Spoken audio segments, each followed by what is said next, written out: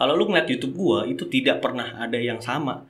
Karena segala macam tontonan gue tonton untuk menggali apa sih yang sedang terjadi di luar sana gitu kan. Sampai sulap aja gue tonton gitu. Gue punya somai, katakanlah ambil somai ya. Gue sangat pede dengan saus kacangnya. Oke. Iya. Ya udah, ketika gue menjual itu ke orang, gue jual saus kacangnya. Jebret. In 5, 4, 3, 2, 1. Welcome back to I Think Podcast. Nah, apa sih yang harus diperjelas lagi pada saat kita buat segmen dan targeting?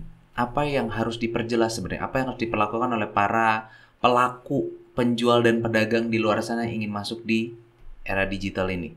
Selain pasti kan mereka rata-rata orang cuma tahapnya cuma usia, gender, yang mereka tahu cuma itu doang. Sebenarnya ada pilihan apa lagi untuk kita bisa mengkerucuti sampai kita bisa, sebenarnya kan ada teknik untuk profiling sebenarnya untuk kita bisa lebih jelas nih kan. Nah kalau dari lu tuh apa sih sebenarnya harus dijelasin di profiling itu selain usia dan gender? Gue kayaknya akan jawab kembali ke tujuan sih, karena gini, lu kan punya brand, lu punya tujuan dalam arti gini, brand gue ini mau gue bawa seberapa besar sih, mau gue jadikan seperti apa sih? Karena ketika lu punya mimpi yang besar, gue rasa akan apa ya? Akan lebih luas lagi sih. Target lu akan lebih broad lagi berarti. Iya. Kalau gue ngelihat ya banyak kegagalan digital marketers ya ketika mereka memasarkan produknya di Instagram, antara mereka oversell atau mereka undersell. Ngerti ya maksud gue ya? Dalam arti gini, mereka menjual sesuatu yang mereka tidak punya, itu oversell kan. Dalam arti mereka genjot-genjotan di ads-nya, tapi ternyata ketika orang mencoba produk yang mereka tidak punya itu gitu. Karena mereka tujuannya sudah tidak sejalan dengan strategi mereka gitu. Tapi ketika katakan gini, gue mengerti brand gue nih. Gue punya somai. Katakanlah ambil somai ya. Gue sangat pede dengan saus kacangnya. Iya. Ya udah, ketika gue menjual itu ke orang, gue jual saus kacangnya. Jebret. Terus gue tahu pasar gue. Misalnya kita udah tentukan dari awal, gue nggak mau jual ke customer, gue mau jual langsung ke pebisnis tukang somai lain, kan kayak begitu gitu. Itu dari awal menurut gue udah harus ditetapkan gitu.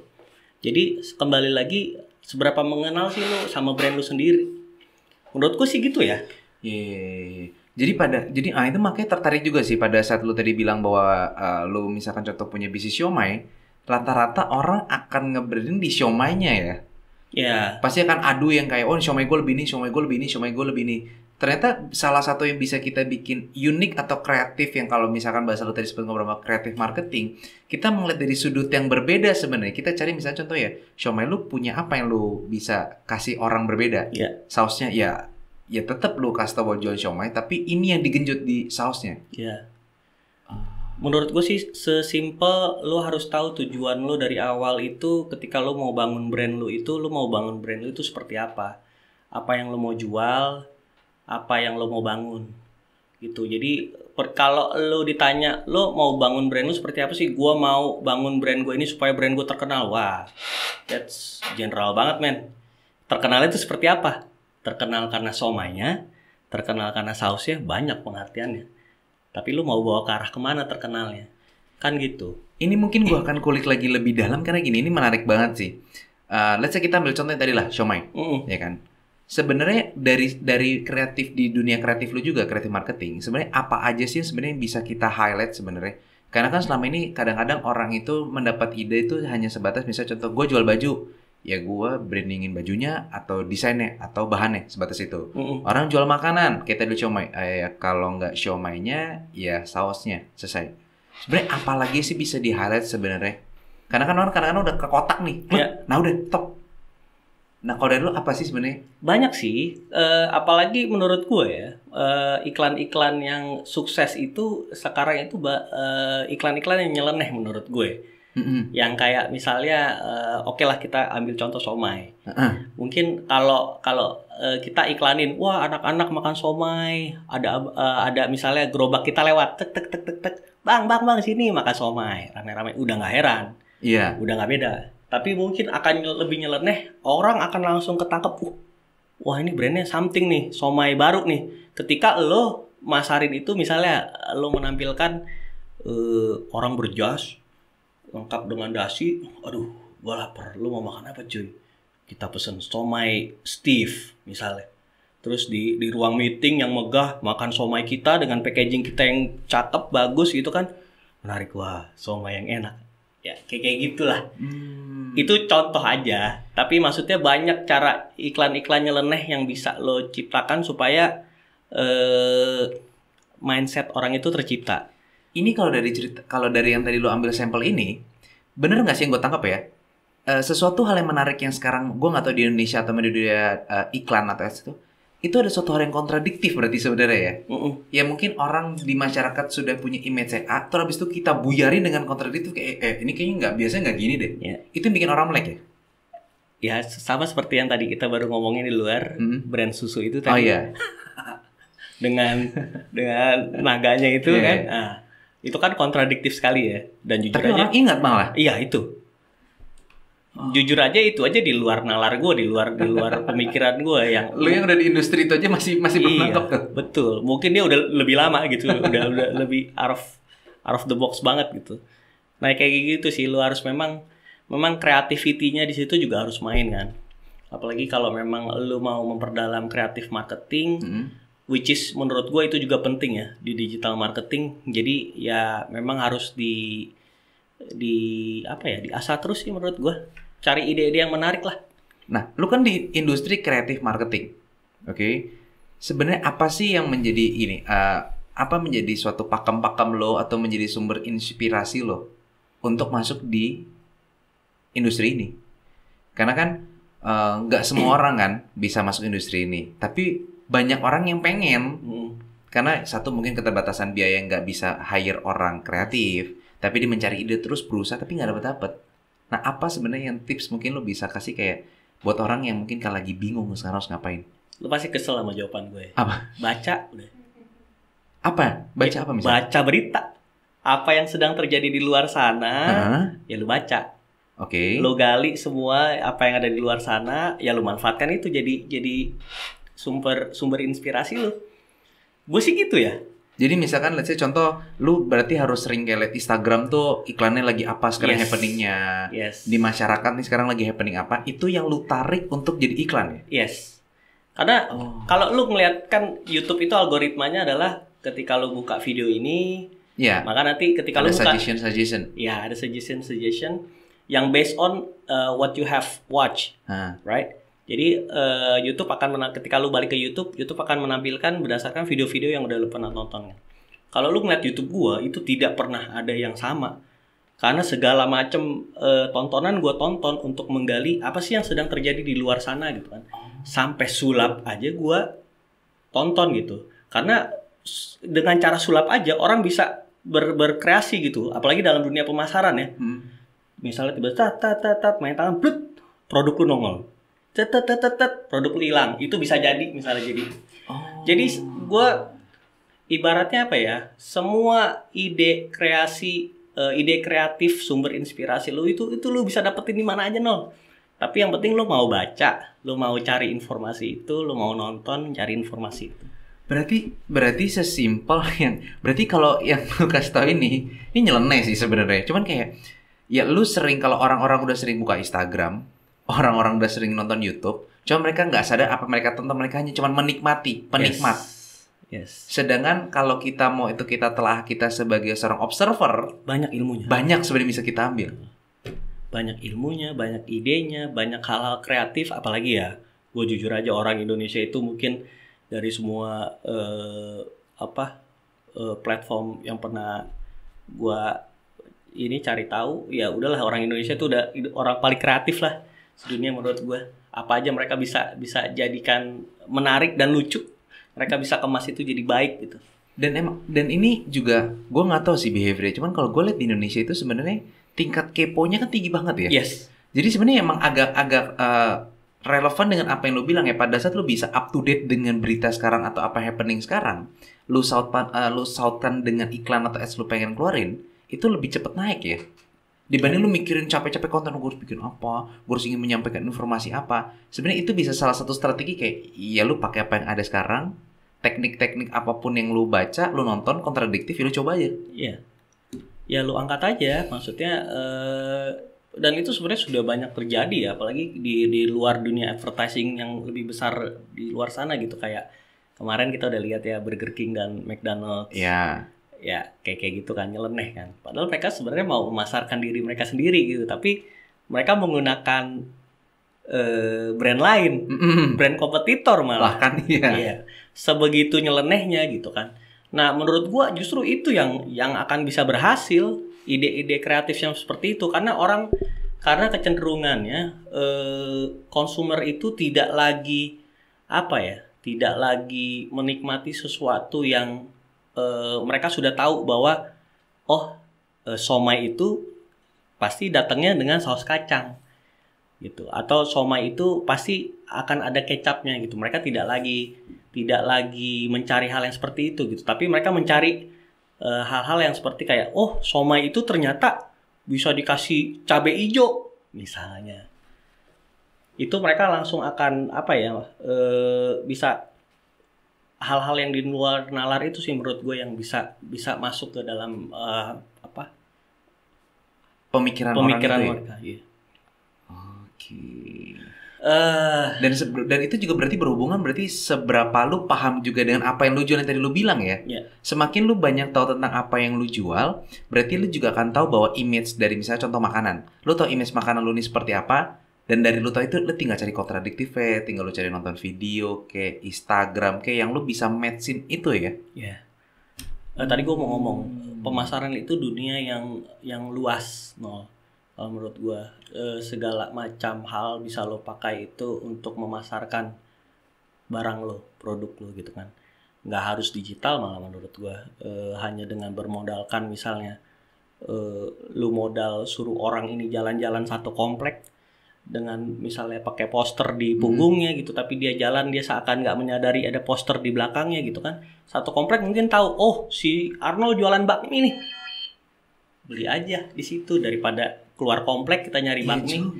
Gitu. Jadi ya itu kembali lagi seperti yang tadi gue bilang dan yang tadi lu udah ngomong juga, lu kenalin dulu lah produk lu gitu. Lu mau bawa produk lu ini jadi produk seperti apa? Lu mau seberapa besar orang mengenal produk lu gitu kan. Kayak gue punya saudara, ya ini dia jualan bakmi di kompleknya gitu kan. Tapi ya udah, tujuan dia cuma supaya bisa berjualan di kompleknya aja, supaya orang-orang kompleknya tahu bahwa dia jualan bakmi. Jadi ketika mereka mau makan bakmi, tetangga-tangganya mereka tinggal call saudara gue. Tapi dia nggak ada tujuan untuk mengenalkan bakminya keluar komplek, nggak ada. Hanya sebatas di komplek.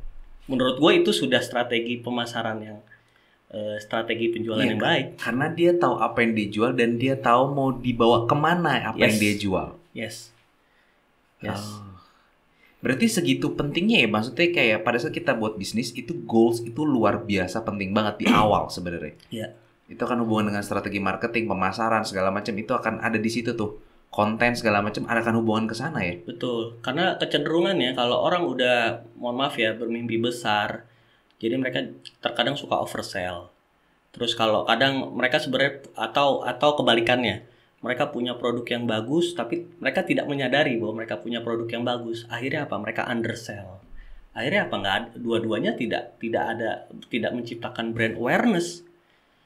Karena ya itu satu punya pemasaran yang gila-gilaan, ternyata ketika orang nyobain produknya biasa aja. Iya kan, banyak, apalagi sekarang banyak yang kayak gitu ya. Iya. Terlalu oversell. Jadi akhirnya udah, mungkin sekali nyobain udah, terus ya udah lama-lama kan hilang namanya. Karena tidak ada M2M-nya, mouth to mouth-nya. Ya udah, hilang lah lama-lama itu brand. Sama juga dengan yang orang-orang yang undersell. Padahal mereka punya produk yang bagus, yang enak, makanan yang enak, bakmi atau somai yang enak gitu. Tapi mereka memasarkannya terlalu simple. Mereka kurang pede dengan produk mereka. Kayak ini gue punya bakmi, isinya ayam jamur, harganya 15.000, beli ya, that's it. Orang siapa yang mau beli bro? Tapi masih gini bang, masih banyak loh orang yang gak pede. Kadang-kadang gini yang tadi kalau kita ngomong yang oversell, oke, banyak terjadi, kita bisa lihat, ya kan. Dan tapi masih banyak orang misalkan dia meng-create suatu makanan deh paling gampang, karena kan gue bisnis di makanan ya. Yang kadang-kadang gue bilang sama teman gue punya teman juga gitu, makanan lu enak loh. Dia sampai jual aja dia nggak pede. Untuk sampai tak menjual dia nggak pede. Nah, pertanyaannya adalah gini, sampai batas mana kita bisa tahu bahwa makanan kita ini bisa diterima masyarakat? Apa yang kita harus survei atau apa yang harus kita ukur sebenarnya? Tapi sebelum sampai ke situ, lu mungkin harus tanyakan dulu sama temen lu. Dia memang benar-benar mau menjadikan itu sebuah penghasilan utamanya atau enggak? Atau memang dia cuma berjualan itu karena hobi bikinnya? Karena memang cuma sekedar menghabiskan waktu luang misalnya. Kan mungkin goals lagi yang tadi lu bilang. Iya, goals lagi. Nah, sebelum berangkat sampai ke situ ya makanya lu harus kenalin sebenarnya kayak ketika gue juga maksudnya kan ketika gue berhadapan dengan klien ya. Gue pasti akan selalu tanyakan dulu itu mereka maunya seperti apa. Klien maunya nanti konsumer itu mengenal produknya itu seperti apa gitu. Ya gue harus tanyakan dulu kembali ke mereka gitu bahwa mereka mau bawa brand ini sampai sejauh mana sih. Dan itu gue harus tanyakan sama mereka, menurut lo brand lo itu kuatnya di mana, lemahnya di mana. Kalau lemahnya kita udah ketahuan ya udah kita nggak perlu sampaikan gitu ke publik gitu, tapi kekuatannya kita tarik keluar lah, kita buat orang mengenal kekuatannya itu gitu sampai mereka punya brand awareness gitu. Jadi sekali lagi ya gue akan kembali ke situ dulu sih, lu mau bawa kemana sih brand lu? Oke, berarti ya itu tadi balik lagi pada dasar lu tahu kekuatan lu tahu kelemahan lu tahu goals lu apa. Ini yang menjadi ibarat kata landasan awalnya kan? Iya. Karena kayak temen lu tadi ya, dia tahu nih mungkin bakminya enak gitu, tapi gue cuma ngabisin waktu luang emang tujuan gue bukan buat jualan kok. Passion gue misalnya di melukis. Ya udah lu mau suruh dia beriklan seperti apapun, gue rasa dia nggak akan mengiklankan produknya gitu. Jadi ya ini gue dari kacamata ini sih ya, gue dari kacamata seseorang yang membantu orang lain untuk mengiklankan produk mereka gitu kan. Nah jadi gue selalu melihatnya dari kacamata seperti itu gitu. Banyak juga sih akhirnya, benar juga yang kata lu bilang, goals balik lagi ke goals lagi. Ada orang yang bisa meng-create sesuatu barang, jasa atau apapun itu yang di mata kita bagus, di mata dia juga bagus. Yang membedakan adalah goalsnya. Pada saat kita mungkin punya goals bahwa ini kita bisa duitin, ini kita bisa kita dagangin, di dia cuma sampai tahap menikmati aja. Lu mau push seperti apapun, lu mau ibaratnya lu mau sapi perahin dia kayak apapun, dia nggak akan bisa kalau memang goalsnya udah nggak sejalan. Frekuensinya itu yang kita harus samain ya. Ya sama lah kayak orang berbisnis mungkin kali ya. Ketika gua ngajak kita bisnis yuk gitu kan. Ya udah pasti kan lu harus samain goalsnya dulu. Goals lu apa sih? Tujuan visinya lu, visinya apa sih? Supaya berkata jalan juga tahu kita mau kemana, ngapain aja. Betul. Kalau lu punya target cuma 5 juta sebulan, gua punya target 10 juta sebulan, nggak akan ketemu sampai kapanpun. Sesimpel itu kalau menurut gue. That's it, man. Iya sih. That's it. Ya karena emang yang simple-simple, gue melihat gini deh, pemikiran yang simple ini malah kadang-kadang dilupakan orang. Yang kadang-kadang malah jadi keskip sama orang. Karena gue pun juga pernah di posisi yang kayak pada saat membangun bisnis, gue memikirkan kayak yang hal-hal besarnya, hal apa yang gue persiapkan, tapi gue tidak bisa membuat itu akhirnya make it simple. Dan akhirnya jatuh karena terlalu banyak yang dipikirin sebenarnya. Ya kurang lebih kayak gitu ya, ke penyakitnya orang Indonesia ya. terlalu berpikir jauh ke depan sampai lupa sama tujuan di awal gue tuh seperti apa sih sebenarnya. Karena apa ya? Karena mimpinya udah gede duluan, mereka sampai lupa hal-hal krusial yang harusnya mereka pikirkan dulu. Ya kayak gitu. Sedangkan itu yang penting. Iya. Oke, get it ya. Karena emang banyak dari kondisi gue juga pada saat gue pertama kali ngebangun bisnis, pada saat pertama kali gue bangun brand segala macam, gue menemukan tantangan-tantangan yang terkadang di zaman dulu pertama lu mikir kayak, ini gue harus bikin gini. Tapi dengan kita learning by doing, turun ke lapangan, itu menjadi suatu hal kayak ternyata sesimpel ini kita bisa beresin. Iya. tidak perlu kayak strategi ribet banget yang kayak kita harus mikir sampai detail. Ternyata nggak sampai kayak gitu. Iya sih, memang. Tapi kan realitanya ya kalau udah apalagi kalau udah di dunia perusahaan gitu kan, ada kuasa-kuasa yang lebih besar lagi di atas sana yang bisa membuat semua itu menjadi berantakan gitu. Padahal harusnya nggak perlu strategi yang gimana-gimana, tapi yang atas harus begini, harus begini, harus begini. Pasar ini lewat pakai endorser. Padahal nggak perlu misalnya pakai endorser keluar biaya 20 juta untuk misalnya seperti itu. Kan kayak begitu ya. Jadi banyak faktor sebenarnya.